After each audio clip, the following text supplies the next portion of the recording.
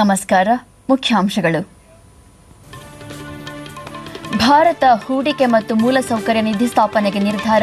ವಾರ್ಷಿಕ 20,000 ಕೋಟಿ ರೂಪಾಯಿ ಸಂಗ್ರಹದ ಗುರಿ. ಪ್ರಧಾನಿ ನರೇಂದ್ರ ಮೋದಿ. ವಿವಿಧ ಕ್ಷೇತ್ರಗಳಲ್ಲಿ ಸಹಕಾರ. ಭಾರತ ಮತ್ತು ಜರ್ಮನಿಯ ಕಂಪನಿಗಳ ನಡುವೆ ಹಲವು ಒಪ್ಪಂದ. ಮುಂದಿನ ವರ್ಷದ ಮಾರ್ಚ್ ವೇಳೆಗೆ ಇನ್ನೂ 3 ಉಪಗ್ರಹಗಳ ಉಡಾವಣೆ. ಎಎಸ್ ಕಿರಣ್ ಕುಮಾರ್. ಹಾಗೂ ಮನ್ರೇಗಾ ಕಾಮಗಾರಿ ಮೇಲ್ವಿಚಾರಣೆಗೆ 10,000 ಮಂದಿ ಸ್ಥಳೀಯ ಯುವ ತಂತ್ರಜ್ಞರಿಗೆ ತರಬೇತಿ. ಚೌಧರಿ ಬೀರೇಂದ್ರ ಸಿಂಗ್. ವಾರ್ತೆಗಳ ವಿವರ. ದೇಶದ ಯುವಜನತೆಗೆ ಹೆಚ್ಚಿನ ಉದ್ಯೋಗಾವಕಾಶ ಕಲ್ಪಿಸುವುದರ ಜೊತೆಗೆ ಆರ್ಥಿಕ ಪ್ರಗತಿ ಸಾಧಿಸಲು ಮೇಕ್ ಇನ್ ಇಂಡಿಯಾ ಯೋಜನೆಗೆ ಒತ್ತು ನೀಡಲಾಗಿದೆ ಎಂದು ಪ್ರಧಾನಿ ನರೇಂದ್ರ ಮೋದಿ ಹೇಳಿದ್ದಾರೆ. ಅವರು ಬೆಂಗಳೂರಿನಲ್ಲಿಂದು ನಾಸ್ಕಾಂ ಆಯೋಜಿಸಿದ್ದ ಭಾರತ ಜರ್ಮನಿ ವ್ಯಾಪಾರ ಸಮಾವೇಶ ಉದ್ದೇಶಿಸಿ ಮಾತನಾಡಿ, ರೈಲ್ವೆಯಲ್ಲಿ 100% ವಿದೇಶಿ ನೇರ ಬಂಡವಾಳ ಹೂಡಿಕೆಗೆ ಅವಕಾಶ ಕಲ್ಪಿಸಲಾಗಿದ್ದು, ರಕ್ಷಣೆ ಮತ್ತು ವಿಮಾ ವಲಯದಲ್ಲಿ ವಿದೇಶಿ ನೇರ ಹೂಡಿಕೆ ಮಿತಿಯನ್ನು 49%ಕ್ಕೆ ಹೆಚ್ಚಿಸಲಾಗಿದೆ. ಜೊತೆಗೆ ಭಾರತ ಹೂಡಿಕೆ ಮತ್ತು ಮೂಲಸೌಕರ್ಯ ನಿಧಿ ಸ್ಥಾಪಿಸಲು ನಿರ್ಧರಿಸಿದ್ದು, ಈ ನಿಧಿಗೆ ನಮ್ಮದೇ ಸಂಪನ್ಮೂಲಗಳಿಂದ ವಾರ್ಷಿಕ 20,000 ಕೋಟಿ ರೂಪಾಯಿ ಸಂಗ್ರಹದ ಗುರಿ ನಿಗದಿಪಡಿಸಲಾಗಿದೆ. ರೈಲು, ರಸ್ತೆ ಮತ್ತು ನೀರಾವರಿ ವಲಯಗಳಿಗೆ ನೆರವಾಗುವ ತೆರಿಗೆ ಮುಕ್ತ ಮೂಲಸೌಕರ್ಯ ಬಾಂಡ್ಗಳನ್ನು ಬಿಡುಗಡೆ ಮಾಡಲಾಗುತ್ತಿದೆ ಎಂದರು. ವ್ಯಾಪಾರ ವಲಯದಲ್ಲಿ ಸರ್ಕಾರದ ಕಾರ್ಯನಿರ್ವಹಣೆಯನ್ನು ಕೊನೆಗಾಣಿಸಬೇಕೆಂಬುದು ನಮ್ಮ ಇರಾದೆ. ಈ ಹಿನ್ನೆಲೆಯಲ್ಲಿ ಈ ಮೊದಲು ಕೇವಲ ಸರ್ಕಾರ ಮಾತ್ರ ವ್ಯವಹರಿಸುತ್ತಿದ್ದ ಕ್ಷೇತ್ರಗಳಲ್ಲಿ ಇನ್ನು ಮುಂದೆ ಸಾರ್ವಜನಿಕ ಖಾಸಗಿ ಸಹಭಾಗಿತ್ವ ಅಥವಾ ಖಾಸಗಿ ಹೂಡಿಕೆಗೆ ಉತ್ತೇಜನ ನೀಡಲಾಗುವುದು ಎಂದ ಪ್ರಧಾನಿ, ದೇಶದ ವಿವಿಧ ವಲಯಗಳಲ್ಲಿ ಬಂಡವಾಳ ಹೂಡಲು ಮುಂದಾಗುವಂತೆ ಜರ್ಮನಿಯ ಕಂಪನಿಗಳಿಗೆ ಕರೆ ನೀಡಿದರು.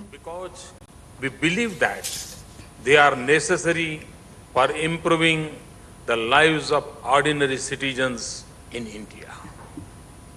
We have targeted an annual flow of rupees 20,000 crores, which is approximately smart ಸಿಟಿಗಳ ನಿರ್ಮಾಣ, ರೈಲ್ವೆ ಆಧುನೀಕರಣ, ನವೀಕರಿಸಬಹುದಾದ ಇಂಧನ, ರಾಷ್ಟ್ರೀಯ ಹೆದ್ದಾರಿ ಹಾಗೂ ಸೇತುವೆಗಳ ನಿರ್ಮಾಣ, ಮೆಟ್ರೋ ರೈಲು ಯೋಜನೆ ಮುಂತಾದ ವಲಯಗಳಲ್ಲಿ ಬಂಡವಾಳ ಹೂಡಿಕೆಗೆ ವಿಪುಲ ಅವಕಾಶವಿದೆ.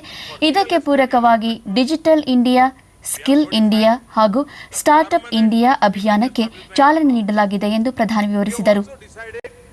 To defer the implementation of the general anti-avoidance rules for 2 years. Many international financial institutions, including the World Bank, IMF, OEC, and others, are predicting even faster growth in the coming years.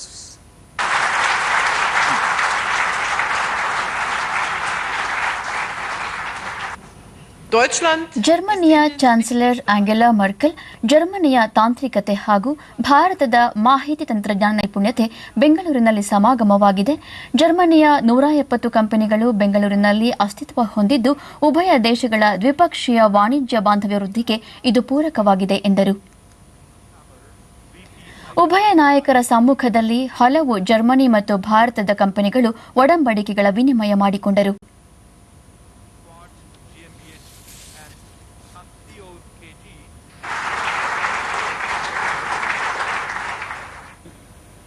ಇದಕ್ಕೂ ಮುನ್ನ ಉಭಯ ನಾಯಕರು Bosch ಕಂಪನಿಗೆ ಭೇಟಿ ನೀಡಿ ಅಲ್ಲಿನ engineering ಮತ್ತು ಅನುಶೋಧನಾ ಕೇಂದ್ರದ ಕಾರ್ಯಚಟುವಟಿಕೆ ಬಗ್ಗೆ ಮಾಹಿತಿ ಪಡೆದರು. And 30% of the time is spent in this workshop. ಅವರಿಗೆ ಮೇಕ್ ಇನ್ ಇಂಡಿಯಾ ಲಾಂಛನದ ಸ್ಮರಣಿಕೆ ನೀಡಲಾಯಿತು.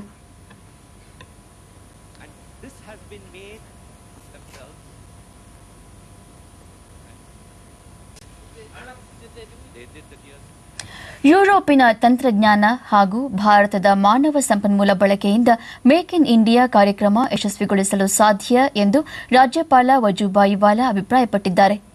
ಬೆಂಗಳೂರಿನಲ್ಲಿಂದು ಇಂಡೋ ಸೆಂಟ್ರಲ್ ಯುರೋಪ್ ಬಿಸಿನೆಸ್ ಫೋರಂನ ಸಮಾರೋಪ ಸಮಾರಂಭದಲ್ಲಿ ಪಾಲ್ಗೊಂಡು ಭಾರತದಲ್ಲಿ ಕಡಿಮೆ ಬೆಲೆಗೆ ಕಚ್ಚಾ ಸಾಮಗ್ರಿಗಳು ಹೇರಳವಾಗಿ ದೊರೆಯುವುದಲ್ಲದೆ ಕಡಿಮೆ ವೆಚ್ಚದ ಮಾನವ ಸಂಪನ್ಮೂಲವೂ ಲಭ್ಯವಿರುವುದರಿಂದ ಉದ್ದಿಮೆದಾರರು ಬಂಡವಾಳ ತೊಡಗಿಸಿ ವಸ್ತುಗಳನ್ನು ತಯಾರಿಸಲು ಅತ್ಯುತ್ತಮ ತಾಣವಾಗಿದೆ ಎಂದು ರಾಜ್ಯಪಾಲರು ಹೇಳಿದರು. जो सेंट्रल यूरोप के लोग हैं आपके पास टेक्नोलॉजी है, तो आप जो वहां कोई काम प्रोडक्ट करेगा, कोई माल प्रोडक्ट करेगा, तो वो माल यदि आप इंडिया में आकर करेंगे, रॉ मटेरियल सस्ता होगा, इंपोर्ट ड्यूटी भी सस्ती होगी, नहीं लगेगी। इसकी वजह से आपका माल ज्यादा तो यहाँ बिकाऊ होगा।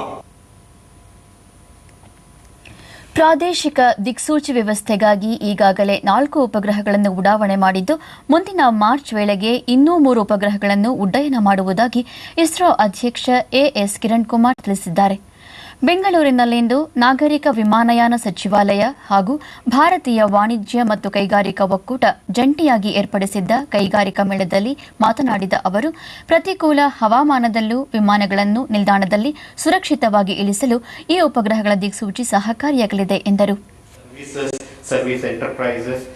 What we are also trying to do is, in addition to this, you are quite familiar that we are working on the regional navigation satellite system, where today we have 4 satellites up in orbit, and 3 more of this constellation will come up before March 2016, and you can actually look at the positioning information generation for various activities using these navigation system. ನಾಗರಿಕ ವಿಮಾನಯಾನ ಇಲಾಖೆಯ ಕಾರ್ಯದರ್ಶಿ RN Choubey, ಕಳೆದ ಜನವರಿಯಿಂದ August ಮತ್ತು September ವೇಳೆಗೆ ನಾಗರಿಕ ವಿಮಾನಯಾನ ಸೇವೆ ಬಳಕೆಯಲ್ಲಿ 19% ಪ್ರಗತಿ ಸಾಧಿಸಲಾಗಿದೆ. ದೇಶದಲ್ಲಿ 400ಕ್ಕೂ ಹೆಚ್ಚು ಪುರಾತನ ವಾಯುನೆಲೆಗಳಿದ್ದು, ಅವುಗಳ ಸಂಪೂರ್ಣ ಉಪಯೋಗಕ್ಕೆ ಸಚಿವಾಲಯ ಒತ್ತು ನೀಡಲಿದೆ ಎಂದರು. Ladies and gentlemen, you will be surprised that we have got more than 400 airports and airstrips, some of them built during Second World War. ಕೇಂದ್ರ ಸರ್ಕಾರ ಮುಂದಿನ ವರ್ಷ ಜಾರಿಗೆ ತರಲು ಉದ್ದೇಶಿಸಿರುವ ಸರಕು ಮತ್ತು ಸೇವಾ ತೆರಿಗೆಯ ಸಮಸ್ಯೆಗಳು ಮತ್ತು ಪರಿಹಾರಗಳು ಕುರಿತ ರಾಷ್ಟ್ರೀಯ ಸಮಾವೇಶವನ್ನು ಬೆಂಗಳೂರಿನಲ್ಲಿಂದು ಆಯೋಜಿಸಲಾಗಿತ್ತು. ಅಸೋಚಾಮ್ ಸಂಘಟನೆಯ ಪರೋಕ್ಷ ತೆರಿಗೆಗಳ ರಾಷ್ಟ್ರೀಯ ಮಂಡಳಿ ಉಪಾಧ್ಯಕ್ಷ ಜೆಕೆ ಮಿಟ್ಟಲ್, ಜಿಎಸ್ಟಿ ಕಾಯ್ದೆ ಜಾರಿಯಿಂದ ಎದುರಾಗಬಹುದಾದ ಯಾವುದೇ ರೀತಿಯ ವಿವಾದಗಳನ್ನು ಪರಿಹರಿಸಲು ಕೇಂದ್ರ ಸರ್ಕಾರ ಸಂಪೂರ್ಣ ಎಚ್ಚರಿಕೆ ವಹಿಸಿದೆ. ರಾಜ್ಯ ಮತ್ತು ಕೇಂದ್ರ ಸರ್ಕಾರಕ್ಕೆ ತೆರಿಗೆ ಆದಾಯದಲ್ಲಿ ಸೋರಿಕೆಯಾಗದಂತೆ ಮುಂಜಾಗ್ರತಾ ಕ್ರಮಗಳನ್ನು ತೆಗೆದುಕೊಳ್ಳಲಾಗಿದೆ. ಜಿಎಸ್ಟಿ ಒಂದು ಉತ್ತಮ ತೆರಿಗೆ ವ್ಯವಸ್ಥೆ ಎಂದು ತಿಳಿಸಿದರು. Another announcement is made that in the GST there would be the time-bound adjudication process in indirect taxes. ಅಬಕಾರಿ ಮತ್ತು ಸೀಮಾ ಸುಂಕ ಕೇಂದ್ರ ಮಂಡಳಿಯ ಮಾಜಿ ಅಧ್ಯಕ್ಷ ಸುಮಿತ್ ದತ್ ಮಜುಮ್ದಾರ್, ಕೇಂದ್ರೀಯ ಅಬಕಾರಿ ಸುಂಕ, ಸೇವಾ ತೆರಿಗೆ, ರಾಜ್ಯಗಳ ವ್ಯಾಟ್, ಪ್ರವೇಶ ತೆರಿಗೆ ಮತ್ತು ಮನರಂಜನಾ ತೆರಿಗೆಗಳನ್ನು ಒಳಗೊಂಡಿರುವ ಸರಕು ಮತ್ತು ಸೇವಾ ತೆರಿಗೆ ಪದ್ಧತಿ ಸರ್ಕಾರ ಮತ್ತು ಜನರ ದೃಷ್ಟಿಯಿಂದ ಉತ್ತಮ ತೆರಿಗೆ ವ್ಯವಸ್ಥೆ ಎಂದರು. Side, you have central excise duty and service tax, and then we clarified at the very beginning, customs duty is not part of GST internationally. The CV duty portion, the countervailing duty, which is equivalent to the central excise duty, that portion will be subsumed in GST. ಕಾರ್ಯಕ್ರಮದ ನಂತರ ದೂರದರ್ಶನದೊಂದಿಗೆ ಮಾತನಾಡಿದ ಭಾರತೀಯ ವೆಚ್ಚ ಲೆಕ್ಕಪತ್ರಗಳ ಸಂಸ್ಥೆಯ ತೆರಿಗೆ ಸಮಿತಿ ಅಧ್ಯಕ್ಷ AB ನಾವೆಲ್, ವ್ಯಾಪಾರ, ಉದ್ಯಮ ಮತ್ತು ಗ್ರಾಹಕರಿಗೆ ಜಿಎಸ್ಟಿ ಲಾಭ ತಂದುಕೊಡಲಿದೆ ಎಂದರು.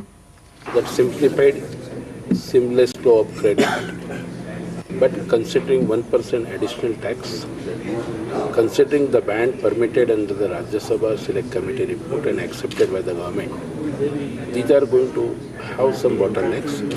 So we will have the most possible best GST, and it has to come as early so that trade, industry and consumers all are benefited. ಕೃಷಿ ತಂತ್ರಜ್ಞರ ಸಂಸ್ಥೆ ಜಂಟಿಯಾಗಿ ಬೆಂಗಳೂರಿನಲ್ಲಿಂದು ಆಯೋಜಿಸಿದ್ದ ಕೃಷಿ ಮತ್ತು ಸಂಬಂಧಿತ ವಲಯದ ಉದ್ಯಮಶೀಲರ ರಾಜ್ಯಮಟ್ಟದ ವಿಚಾರ ಸಂಕಿರಣವನ್ನು ಬೆಂಗಳೂರು ಕೃಷಿ ವಿಶ್ವವಿದ್ಯಾಲಯದ ಮಾಜಿ ಕುಲಪತಿ ಡಾ ಜಿಕೆ ವೀರೇಶ್ ಉದ್ಘಾಟಿಸಿದರು. ನಂತರ ಅವರು ಕೃಷಿ ಮತ್ತು ಸಂಬಂಧಿತ ಉದ್ಯಮದಲ್ಲಿರುವ ಅವಕಾಶಗಳು ಬೇರೆ ಇನ್ಯಾವ ಕ್ಷೇತ್ರದಲ್ಲೂ ಇಲ್ಲ, ಕಳೆದ 20 ವರ್ಷಗಳಿಂದ ಕೃಷಿ ಕ್ಷೇತ್ರ ಅರಸಿ ಬರುತ್ತಿರುವ ಯುವಕರ ಸಂಖ್ಯೆ ಹೆಚ್ಚುತ್ತಿರುವುದು ಸ್ವಾಗತಾರ್ಹ, ಈ ಕ್ಷೇತ್ರದಲ್ಲಿ ಕೈತುಂಬ ಗಳಿಸಲು ಅಪಾರ ಅವಕಾಶಗಳಿವೆ ಎಂದು ತಿಳಿಸಿದರು. ಇದು ಒಳ್ಳೆ ಕಾರ್ಯಕ್ರಮ, ಇದರಿಂದ ಸ್ಫೂರ್ತಿ ಇನ್ನೊಂದಷ್ಟು ಜನ ಹೆಚ್ಚಿಗೆ ಉತ್ತೇಜನ ಆದರೆ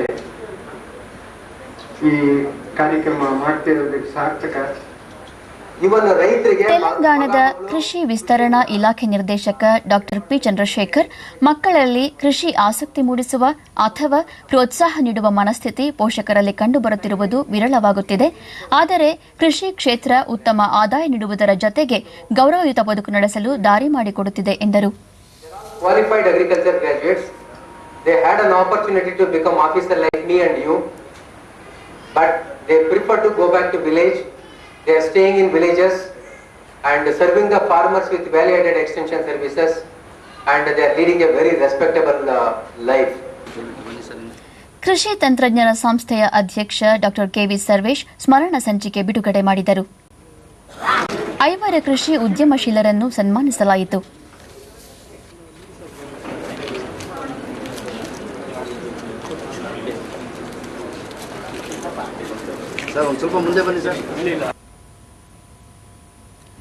ದೇಶದ ಅತ್ಯಂತ ಹಿಂದುಳಿದ 2,500 ತಾಲೂಕುಗಳಲ್ಲಿ ಮಹಾತ್ಮ ಗಾಂಧಿ ರಾಷ್ಟ್ರೀಯ ಗ್ರಾಮೀಣ ಉದ್ಯೋಗ ಖಾತ್ರಿ ಯೋಜನೆಯ ಕಾಮಗಾರಿ ಮೇಲ್ವಿಚಾರಣೆಗೆ 10,000 ಮಂದಿ ಸ್ಥಳೀಯ ಯುವ ತಂತ್ರಜ್ಞರನ್ನು ತರಬೇತುಗೊಳಿಸಲು ನಿರ್ಧರಿಸಲಾಗಿದೆ ಎಂದು ಕೇಂದ್ರ ಗ್ರಾಮೀಣಾಭಿವೃದ್ಧಿ ಸಚಿವ ಚೌಧರಿ ಬೀರೇಂದ್ರ ಸಿಂಗ್ ದೆಹಲಿಯಲ್ಲಿಂದು ಹೇಳಿದ್ದಾರೆ. ಅದೇ ರೀತಿ ಪ್ರಧಾನಮಂತ್ರಿ ಗ್ರಾಮೀಣ ರಸ್ತೆ ಯೋಜನೆಯಡಿ ನಿರ್ಮಾಣವಾಗುವ ರಸ್ತೆಗಳ ನಿರ್ವಹಣೆ ಸುಧಾರಣೆ ನಿಟ್ಟಿನಲ್ಲಿ ಸಂಬಂಧಿಸಿದ ಇಂಜಿನಿಯರ್ಗಳು ಹಾಗೂ ಗುತ್ತಿಗೆದಾರರಿಗೆ ತರಬೇತಿ ಮಾರ್ಗದರ್ಶಿಗಳನ್ನು ಸಿದ್ಧಪಡಿಸಲಾಗಿದೆ ಎಂದರು. My ministry, in collaboration with ILO and World Bank and 8 states of Bihar, Jharkhand, Himachal Pradesh, Punjab, Rajasthan, Uttar Pradesh, Uttarakhand and Meghalaya, have trained 6,000 engineers, contractors and contractors on these modules. In the coming months, we would universalize these trainings across all the states. ಸುದ್ದಿಗಾರರೊಂದಿಗೆ ಮಾತನಾಡಿದ ಸಚಿವರು, ಭೂ ಸ್ವಾಧೀನ ಮಸೂದೆ ಕುರಿತು ಜಂಟಿ ಸಂಸದೀಯ ಸಮಿತಿಯ ವರದಿ ರೈತರ ಹಿತ ಮತ್ತು ದೇಶದ ಅಭಿವೃದ್ಧಿಗೆ ಪೂರಕವಾಗಿದ್ದರೆ ಅದರಂತೆ ಮುನ್ನಡೆಯಲು ಸರ್ಕಾರ ಸಿದ್ಧ ಎಂದರು.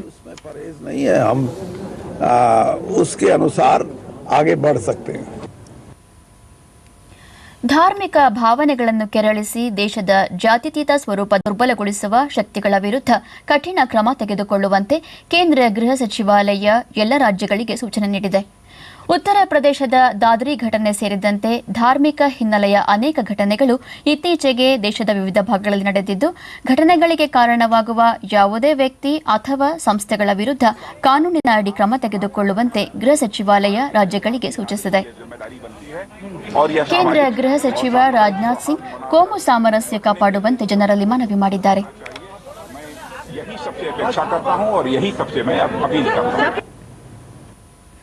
ಪ್ರವಾಸಿ ಭಾರತೀಯ ದಿವಸವನ್ನು ಬರುವ ಜನವರಿ 9ರಿಂದ 10ರವರೆಗೆ ದೆಹಲಿಯಲ್ಲಿ ಉದ್ಘಾಟನೆಯಾಗಲಿರುವ ಪ್ರವಾಸಿ ಭಾರತೀಯ ಮಂದಿರದಲ್ಲಿ ಸಣ್ಣ ಪ್ರಮಾಣದಲ್ಲಿ ಆಯೋಜಿಸಲಾಗುವುದು ಎಂದು ವಿದೇಶಾಂಗ ಸಚಿವೆ ಸುಷ್ಮಾ ಸ್ವರಾಜ್ ತಿಳಿಸಿದ್ದಾರೆ.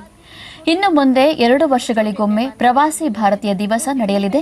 ಮಧ್ಯದ ವರ್ಷದಲ್ಲಿ ಆಮಂತ್ರಿತ ತಜ್ಞರು ಹಾಗೂ ಅನಿವಾಸಿ ಭಾರತೀಯರ ಸಮಾವೇಶದಲ್ಲಿ ಕೇಂದ್ರ ಸರ್ಕಾರದ make in India, Swachh Bharat, skill India ಮುಂತಾದ ಕಾರ್ಯಕ್ರಮಗಳ ಕುರಿತು ಸಮಾಲೋಚನೆ ನಡೆಸಲಾಗುವುದು.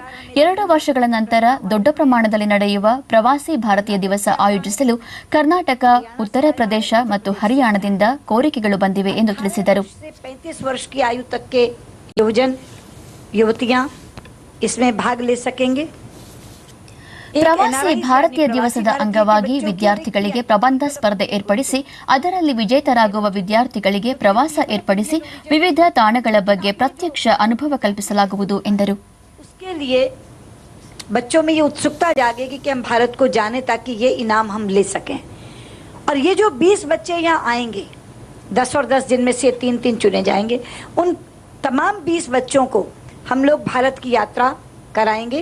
कार्यक्रम नो इंडिया प्रोग्राम जैसे चलता है उस तरीके से एक अलग प्रोग्राम इनके लिए बनेगा और भारत के प्रदेशों को ये जाने, यहाँ के खान पान को जाने, यहाँ की विविधताओं को जाने, उसके लिए इनके लिए एक यात्रा का प्रबंध हम करेंगे. जो बच्चे बाकी रह जाएंगे साथ साथ ಕಣಗಳ ತೂಗಾಟ ಕುರಿತು ನಡೆಸಿದ ಅಧ್ಯಯನಕ್ಕಾಗಿ ವಿಜ್ಞಾನಿಗಳಾದ ಜಪಾನ್ನ ತಕಾಕಿ ಕಜಿತಾ ಹಾಗೂ ಕೆನಡಾದ ಆರ್ಥರ್ ಮೆಕ್ಡೊನಾಲ್ಡ್ ಜೋಡಿಗೆ ಈ ಸಾಲಿನ ಭೌತಶಾಸ್ತ್ರದ ನೊಬೆಲ್ ಪ್ರಶಸ್ತಿ ನೀಡಲಾಗಿದೆ. ಬೆಳಕಿನ ವೇಗದಲ್ಲಿ ಚಲಿಸುವ ಶೂನ್ಯ ದ್ರವರಾಶಿ ಕಣದ ತೂಗಾಟದ ಬಗ್ಗೆ ಅಧ್ಯಯನ ನಡೆಸಿದ ಈ ವಿಜ್ಞಾನಿಗಳು ಈ ಕುರಿತು ಈ ಹಿಂದೆ ಇದ್ದ ಗ್ರಹಿಕೆಯನ್ನು ಸುಳ್ಳು ಮಾಡಿದ್ದಾರೆ. ಗ್ರಾಮೀಣಾಭಿವೃದ್ಧಿ ಸಚಿವ ಎಚ್.ಕೆ. ಪಾಟೀಲ್ ಮತ್ತು ಸಹಕಾರ ಸಚಿವ ಎಚ್.ಎಸ್. ಮಹಾದೇವ ಪ್ರಸಾದ್ ಅಧ್ಯಕ್ಷತೆಯಲ್ಲಿ ಇಂದು ವಿಧಾನಸೌಧದಲ್ಲಿ ಕುಡಿಯುವ ನೀರಿನ ಸಮಸ್ಯೆ ಕುರಿತು ಸಮಾಲೋಚನಾ ಸಭೆ ನಡೆಯಿತು. ಸಭೆಯಲ್ಲಿ ಸಹಕಾರ ಸಂಘಗಳ ಪ್ರತಿನಿಧಿಗಳು ಹಾಗೂ ಸರ್ಕಾರದ ಉನ್ನತಾಧಿಕಾರಿಗಳು ಭಾಗವಹಿಸಿದ್ದರು. ಸಹಕಾರ ಸಂಘಗಳು ಮತ್ತು ಗ್ರಾಮೀಣ ಭಾಗಗಳಲ್ಲಿ ಉದ್ಭವಿಸಿರುವ ಕುಡಿಯುವ ನೀರಿಗೆ ಪರಿಹಾರ ದೊರಕಿಸುವ ಕುರಿತು ಸಚಿವರು ಎಲ್ಲ ಪ್ರತಿನಿಧಿಗಳ ಸಮಸ್ಯೆಗಳನ್ನು ಆಲಿಸಿದರು.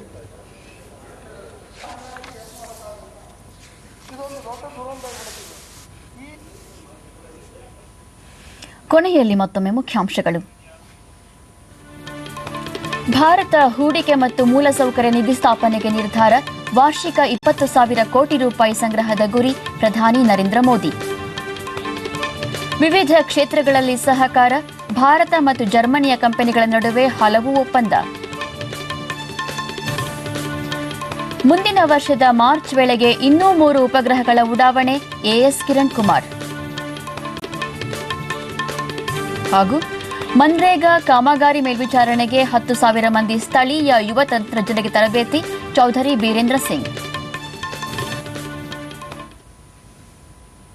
ನಮ್ಮ ಮುಂದಿನ ವಾರ್ತಾ ಪ್ರಸಾರ ನಾಳೆ ಬೆಳಿಗ್ಗೆ 7:45 ಡಿಡಿ 1 ಹಾಗೂ ಚಂದನದಲ್ಲಿ. ನಮಸ್ಕಾರ.